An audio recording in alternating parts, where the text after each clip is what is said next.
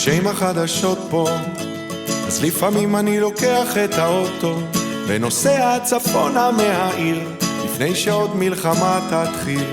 והברכיים רועדות לי לרגע, קשה לי לעכל את מה שאני שומע. עוד מאותו הפזמון, ישראל, סוריה, לבנון. אני חייב להתנתק, היה דיון מרתק, הכל נשמע לי כמו אזעקה. חייב לכבות רעשים מהומות, צריך שיר להפיק את המועקה. אז שים לי איזה ארי ככה להירגע, תן לי להניח את הראש דקה. שים לי איזה זוהר לרגע בקטנה, משהו נעים לנשמה. שים לי איזה מי שוט של תקווה, פזמון אחד נעים עם קצב מנגינה, תן לי להניח את הראש דקה.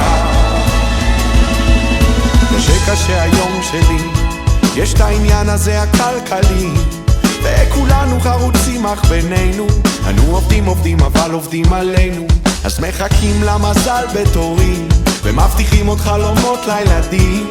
כולם מדברים על בית וגינה, שוברים חסכונות ואין מספיק גם לדירה. אני חייב להתנתק, היה דיון מרתק, הכל נשמע כמו אזעקה.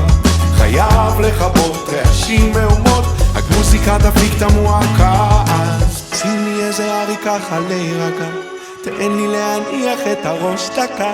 שים לי איזה זוהר לרגע בקטנה, משהו נעים לנשמה. שים לי איזה מי שוט של תקווה, פזמון אחד נעים עם קצב מנגינה, תן לי להניח את הראש דקה.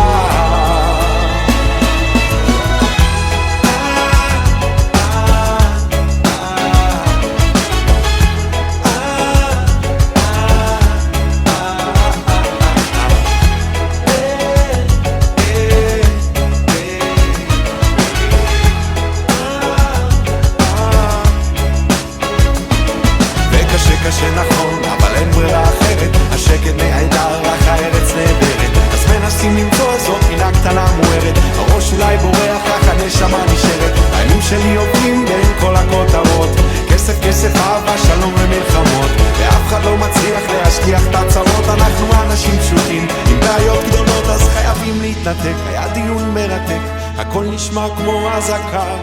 חייב לכבות רעשים מהומות, מוזיקה תפיק את המועקה. אז שים לי איזה ארי ככה להירגע, תן לי להניח את הראש דקה. שים לי איזה זוהר לרגע בקטנה, משהו נעים לנשמה. שים לי איזה מי שוט של תקווה, פזמון אחד נעים עם קצב מנגינה, תן להניח את הראש דקה.